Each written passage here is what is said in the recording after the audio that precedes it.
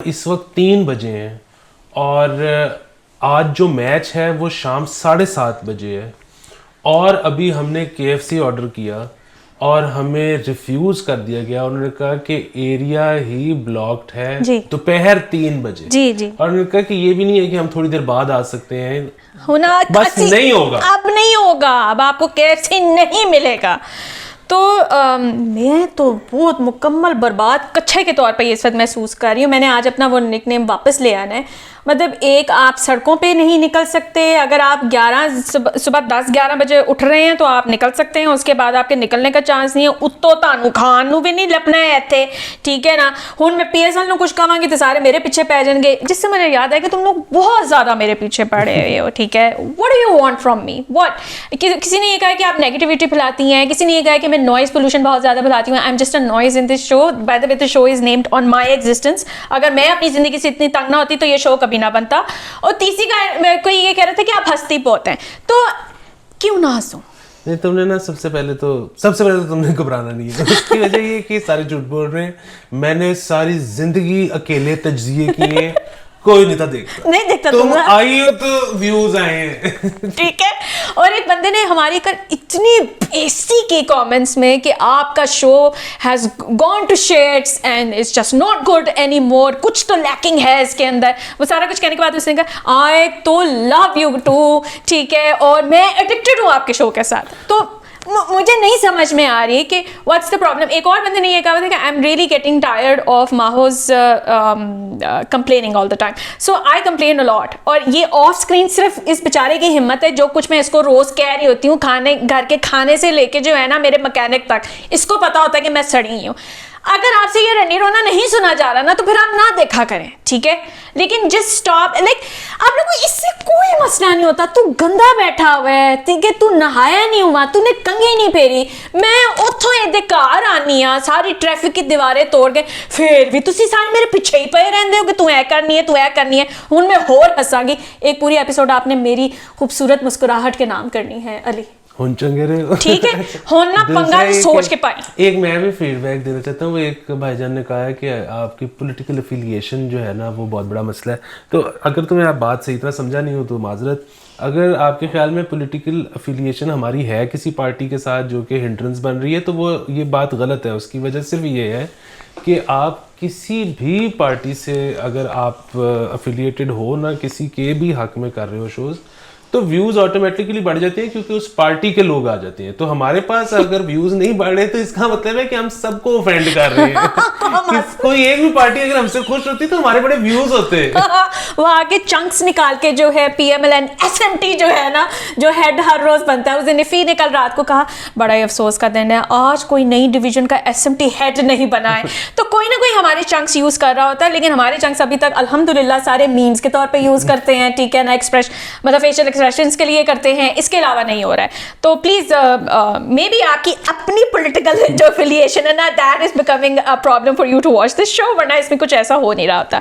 अच्छा जी, हम लोग फर्स्ट खबर जहां से स्टार्ट करेंगे, जिद्दी वजह नाल ट्विटर ते थरथली मची है, सारियां नू मजे आ रहे ने, काम किसी और ने कीता ते मजे बाकी सारियां दे ने। वो है आमिर लियाकत की एक और शादी जो कि उन्होंने 18 साल की बच्ची से की है। और उसके साथ उन्होंने जिस तरह से वो डिस्क्लोज की है अपनी शादी के, वो कैमरा में वो बना रही है और वो पहले यूं करके लेटे हुए, फिर उसके बाद यूं करके उनके मुंह पे स्नॉर्की सी स्माइल है। और लाइक मेरी जो मेंशंस है जिन्होंने मुझे रिपोर्ट किया कि जी आप माहो जारिया में ये डिस्कस कीजिएगा, वो बार बार करेंगे हाय इसको कितना मज़ा आ रहा है, हाय इसके कितने मज़े लगे हुए। अरे ये दूसरों की दूसरी शादी पे तुम लोगों को क्या मज़े आते हैं? देखिए, एक तो आपने ये गलत कहा कि ये इतने आराम से एक दफ़ा में नहीं उन्होंने बताया कि शादी, हाँ। पहले टीजर चले हैं। अब ऐसे कुछ अर्से पहले रूमर्स भी थे वैसे कि कुछ है, शुरू हुई है। फिर वो इंस्टाग्राम पे एक उनकी अपनी अकेले की तस्वीर आई है जिसमें उन्होंने कहा कि मेरी दूसरी शादी हुई। फिर उसके बाद ये वीडियो आई है जिसमें वो, तो जबरदस्त है, बहुत ज्यादा मुबारक हो उनको। इनका भी थोड़ा सा वो बल्कि खराब हो गया था मामला, मतलब जो पिछली शादी जो थी जी, वो फिर ड्रामों में चली गई थी मेरे ख्याल में, तूबा जी, हाँ तूबा जी। तो इन्होंने एक जो है ना जरा ज्यादती वाली हरकत की थी आमिर लियाकत साहब ने, क्योंकि वो थोड़े दिन पहले किसी तकरीब में आए तो उन्होंने किसी ने रिपोर्टर ने सवाल कर दिया कि तूबा किधर है।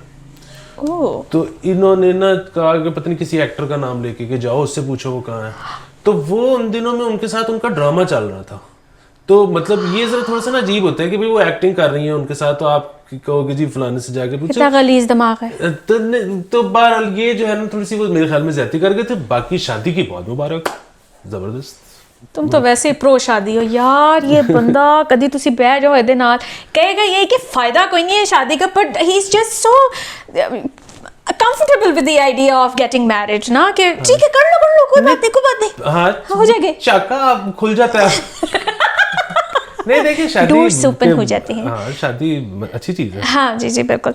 अच्छा तो स्टार्ट हमने यहीं से किया था, लेकिन मुझे ज़रूर कमेंट्स में बताइए कि जब दूसरे बंदे की कोई दूसरी तीसरी शादी होती है तो आपको क्या मज़ा आ रहा होता है? What do you feel like, क्या महसूस कर रहे होते हैं कि क्या हो रहा है? और इसमें एक ये बात भी आ रही है कि जी she is very young, she is 18 is the consent जो है वो मैरिज की होती है उस टाइम पर, जो लीगल एज मेरे ख्याल से बढ़ चुकी हुई है। ऑब्वियसली वो जिस तरह से वीडियोस अपनी लगा रही हैं पोज लगा के उनके, वो साथ मेरे ख्याल से कंसेंचुअल है, बट आई स्टिल फील के एज इज़ इस टाइम पे एक वो हदीका कियानी का ड्रामा भी चल रहा है। वाइल यू सेलिब्रेट एंड से कि जी मज़े चल रहे हैं इस वक्त आमिर लियाकत की शादी के, लेकिन हदीका कियानी ने अपने से कोई तकरीबन 11-12 साल छोटे लड़के से शादी की है उस ड्रामे के अंदर, और एक वावेला मचा हुआ है कि चोरी है ये औरत, इसको इस उम्र पे ये काम करना चाहिए, ये वो।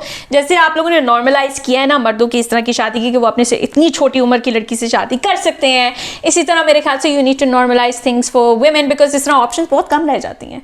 ਤੁਸੀਂ हर वेले ऐसे विच रहंदे हो कि नहीं मेरे से 2 साल छोटा है, मैं तो इहदे नाल ब्याह नहीं कर सकती। नहीं ये तो बिल्कुल मसला नहीं होना चाहिए कि उम्र तो कोई मसला नहीं होना चाहिए। मतलब वही बात है 16 साल से कम ना हो, ये एक अलग जी है। आपकी लीगल एज 18 है। हाँ तो लीगल एज है तो बस ठीक है। यार देखो ना, आपने इतनी कदगने पहले ही लगा दी हैं कि जी पढ़ाता ना हो, स्टूडेंट टीचर ना हो, फलाना ना हो, धमकाना ना हो। मतलब आप बेसिकली ये इंश्योर करना चाह रहे हो कि जी वो पावर का इस्तेमाल नहीं हो रहा, डायनामिक्स जो हैं उसके अंदर रिलेशनशिप में, कि वो ये नहीं है कि किसी से मरूब हो के किसी की ताकत की वजह से वो कर। अब इतनी सारी लगाने के बाद भी अगर कोई है लीगल एज की या है लीगल एज का और दोनों वो है और वो शादी करते हैं, तो फिर उम्र की वो करना ना मेरे ख्याल में बहुत बढ़ जाती है। मुझे पता है इस वक्त वो क्राउड मुझे पसंद नहीं कर रहा होगा, लेकिन यार फिर आप मतलब पहले से सोच रहे हो कि कोई ना कोई मसला ही होगा, अभी मोहब्बत नहीं हो सकती। हाँ मतलब हो तो जाती है। मतलब अब मैं क्या बोलूँ, अब वो क्या नाम है रोनाल्डो कहाँ से आगे, लियोनार्डो डिकैप्रियो जो है वो कहते हैं कि जी वो 21 साल से ऊपर नहीं जाता, उसका रिकॉर्ड है कि उसने उसके साथ किया। तो थिंक इज दैट कि अभी पिछले दिनों उनकी एक बहुत डेवलपमेंट हुई है उनके रिलेशनशिप में। बहुत अरसे बाद वो सुपर मॉडल ने कहा कि जी we are on to the next stage of our relationship, कि हमने कुत्ता अडॉप्ट कर लिया, हमारी फैमिली स्टार्ट हो गई है। तो मतलब वो दोनों बहुत खुश हैं। हम यहाँ बैठ के साड़े के तुम क्यों गीता देना, तुम क्यों देना, बट दे आर हैप्पी।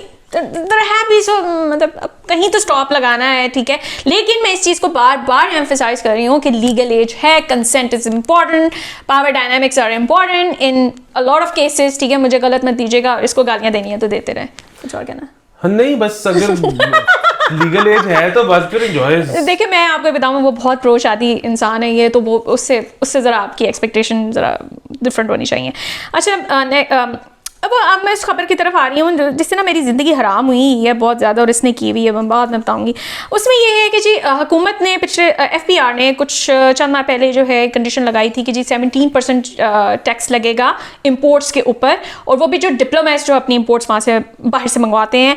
तो ना इस बात पर बड़ा फटा पड़ा कि जी the countries are going to show reservations के की गल हुई कि मतलब साढ़े बंदे एक तो इस मुल्क च बैठे हैं जिथे तुहानू सीरियल में नहीं मिलता कि जो दिल करे, तो मतलब हम क्यों चीज़ें बाहर से ना मंगवाएं, हमारे ऊपर क्यों टैक्स लगाया जा रहा है। अच्छा उसके बाद उन्होंने कहा कि अच्छा चलो ठीक है, हमने 17% टैक्स उन पर ख़त्म कर देते हैं, लेकिन साथ ही साथ उन्होंने 17% इम्पोर्ट टैक्स उस पर भी ख़त्म कर दिया है कि प्रेसिडेंट, प्राइम मिनिस्टर या उनके हुकूमत के ऊपर वाले जो लोग हैं, अगर वो कोई चीज़ इम्पोर्ट कराते हैं तो वो टैक्स नहीं देंगे, ठीक है। उनको वो उन्होंने exemption they the, and this is happening while they impose tax on bread and while they impose tax on formula milk, जिसके ऊपर मेरे ख्याल से 172 करोड़ बंदा जेड़ा मर्द सी ना वो बह के लगे ऐसे ब्रेस्ट फीड कराए, ठीक है ना।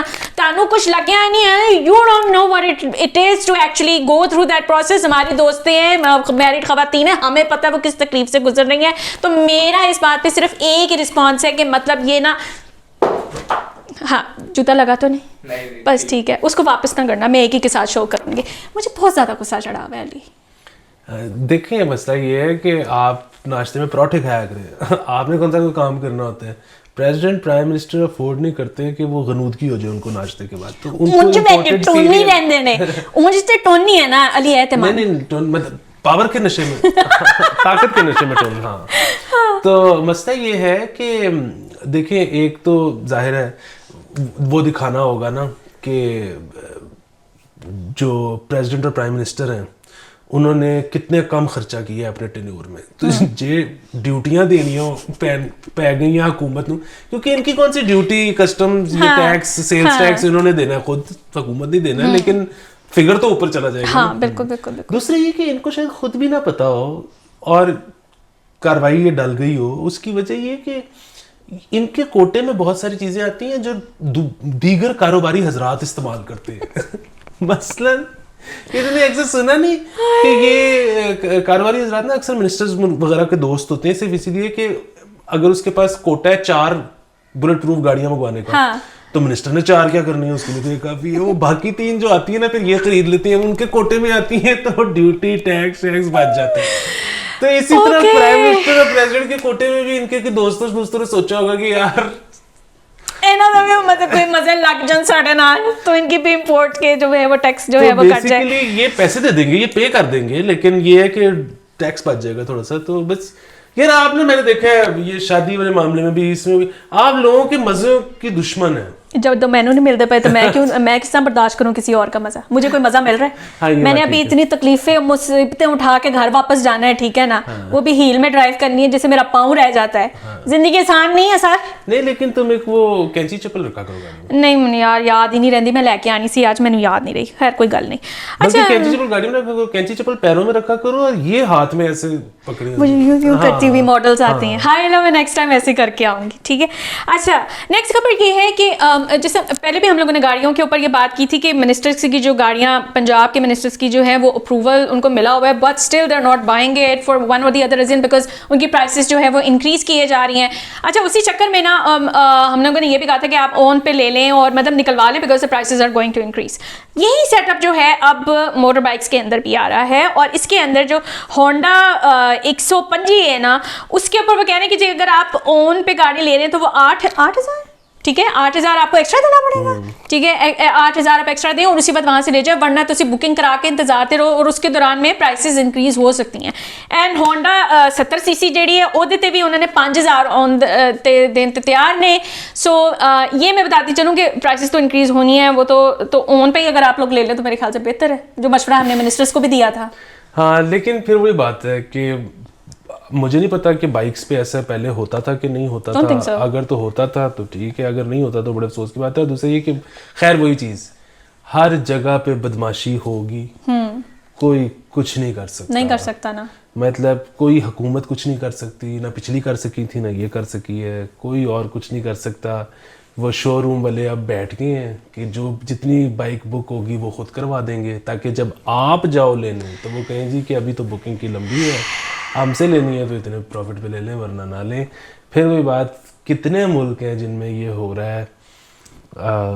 दिस इज हॉरिबल वैसे, दिस इज हॉरिबल। अच्छा एक अच्छी खबर मैं आपको दे देती हूँ। किसी ने मुझे ये कहा था कि इतनी नेगेटिविटी ना फैलाया करें, और मैं अब नहीं फैलाऊंगी, क्योंकि वो खबर ये है कि टेक्निकल एजुकेशन इम्पार्ट करने के लिए the students they are using the schools जो कि वेकेंट स्पेसेस हैं, वो खाली हैं स्कूल्स, ठीक है। उन खाली स्कूल्स को के अंदर वैसे तो अमूमन हमें मज्जे गाय नज़र आती होती थी कि वो सारे मवेशी वहाँ पे पाल रहे हैं, लेकिन इस दफ़ा उन्होंने ये किया है कि वो अब टेक्निकल एजुकेशन के लिए वो जो कैंपसेस हैं वो इस्तेमाल होंगे। Good step man.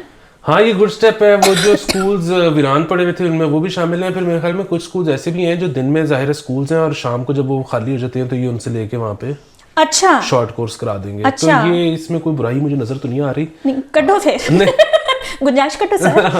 और दूसरा ये है कि मैं ये सोच रहा था कि ये वाकई ना यार 2 चीजें बंदे को आनी चाहिए। हाँ। एक कंप्यूटर ठीक करना और मोबाइल ठीक करना, है ना। ये तो जिस दिन शॉर्ट कोर्स शुरू होगा ना मैं खुद भी चला जाऊंगा। वैसे इसी उस पर ना मतलब तुम सोचो कि अभी तुम आई हो तो मैंने तुम्हारा खोल दिया मोबाइल, हाँ, ठीक है, तो कितना मजा है। हाँ, बहुत मजा, बहुत ज्यादा। हाँ। और अब इस पे ना लोगों को बता दो कि तुम्हारा लैपटॉप खराब था। मेरा लैपटॉप खराब था, वो अली के पास कल शाम से पड़ा हुआ है, ठीक है ना, और वो ठीक हो गया है, सब कुछ ठीक भी हो गया है। और उसमें टीवी शोज और फिल्में भी आ गई। हाँ, जो इसके पास सारी पैसे जो कोविड के दौरान में वैसे ट्रांसफर होनी थी, लेकिन वो हमारी तबीयत दिमाग बिल्कुल माफ हुए हुए थे, तो वो नहीं हुई थी। सो इस ट्रांसफरिंग, वैसे भी अगर आप भी अपना कोई काम कराना चाहते हैं तो अली से आप ये करवा सकते हैं। वो तकरीबन 2000 से 5000 के बीच में कमीशन लेंगे वो काम ठीक कराने के लिए। आपने बस पहुंचाना है, ठीक है, पहुंचा दीजिएगा, करा हासिल लवाएंगे। और ट्रस्टवर्दी है, इसके अंदर कोई दो नंबरी नहीं होगी, डोंट वरी अबाउट दैट। अच्छा जी, ये एक खबर वो है जिसकी वजह से ना, मतलब मैंने तो ज़िंदगी में बड़ा सफ़र किया है मैं, और मुझे नहीं पता, मैंने बहुत अरसा हो गया मैंने पासपोर्ट नहीं बनाया, क्योंकि मेरी ज़िंदगी पे ना ठप्पा लगेगा कि हुन तू ऐथे ही मरेंगी, तेरा ऐथे ही मकबरा बनेगा, तू किधर नहीं जाएंगी। तो वो है बे फॉर्म। सो अब हुआ ये है कि बे फॉर्म की जो रिक्वायरमेंट है वो ख़त्म हो गई है if you want to get an admission in a government school, ठीक है। गवर्नमेंट स्कूल में अगर आपके एडमिशन्स हैं तो अब आपको बे फॉर्म की ज़रूरत नहीं पड़ेगी। अली, मुझे याद है कि जब मैं कुवैत से आई थी ना, हम लोग शिफ्ट हुए थे लाहौर, तो हमारा जो बे फॉर्म टेक्निकली बनता था ना, वो गुजरावाला का बनता था, क्योंकि हम गुजरावाला में 2-3 साल रहे हुए थे ड्यूरिंग इन्वेजन। तो वो जो बे फॉर्म था ना, वो उसके ऊपर पहले गुजरावाला जाके हम ख्वार हुए कि जी हाँ ये वही लोग हैं, ठीक है। और उसके बाद फिर हम लोग लाहौर लेकर आए, और फिर उसके बाद मुझे दोबारा बे फॉर्म दोबारा चेंज कराना पड़ा, क्योंकि ना वो मेरा क्या नाम लेते हैं, ना वो बनाने के लिए तैयार थे, क्या नाम है, पासपोर्ट, ठीक है। And then I had to apply for the death certificate as well of my father. उस पर भी हम कहते हैं अपना बे फॉर्म दें, वो फिर मैंने किसी 2 नंबर बंदे को मेरे बीच में लाया, मैंने कहा मैं नहीं ला सकती। Don't you think it's a great relief for us? हाँ, ये ग्रेट रिलीफ है, लेकिन वही बात है, सिस्टम आसान हर तरह से करने की ज़रूरत है। अब तो कई लोग वो भी कंप्लेंट करते हैं, मुझे एग्जैक्टली पता नहीं कि प्रॉब्लम क्या आ रहा है, लेकिन कई लोग कंप्लेंट करते हैं कि जी हमारा आईडी कार्ड नहीं बन रहा क्योंकि हमारे वालिदैन नहीं जिंदा। यस। तो ये भी एक बड़ी अजीब सी तशवीशनाक सी बात है। उसकी वजह ये है कि पाकिस्तान अदरवाइज़ तो उन कम ममालिक में से एक है जो कि ये चीज़ ऑफर करते हैं कि अगर आप यहाँ पे पैदा हुए हैं तो आप यहाँ की नेशनलिटी ले सकते हैं। अच्छा। तो लेकिन फिर इतनी कदगने और इतने मतलब कुमन कमेरियाँ क्यों हैं, ये समझ से बाहर है। ये बड़ी अच्छी बात है, अगर किसी भी तरह से लोगों की ज़िंदगी आसान करने की कोशिश हो रही है तो बड़ी अच्छी बात है। हाँ, क्योंकि ये जो आप वो जनरेशन बाय जनरेशन जो लिंक्स ढूंढते हैं ना कि जी आपके अब्बा उनकी अम्मा और वो सारा कुछ जो है, I think it's time to discard that and make things easier for all of us, specially me. वैसे तो मेरे पास दुआ करें मुझे कहीं जाना पड़े ताकि मेरा पासपोर्ट बने, मुझे भी कोई फीलिंग आए कि मैं कुछ कर रही हूँ लाइफ में। Anyway guys, I think that's it. Please अपने क्रिटिसिज्म को जो है वो हेल्दी रखें, आप पीछे ना पड़ जाया करें। मैं आपको क्रिटिसाइज करने का तरीका बताता हूँ। आपने पेट्रन बनना है ज्यादा से ज्यादा पैसों का, उसका स्क्रीनशॉट लगाएं और फिर आप गाली दें। हाँ, हम उसको with arms wide open accept करेंगे। हाँ, बिल्कुल, एग्जैक्टली, ठीक है ना। Until the next episode, bye bye.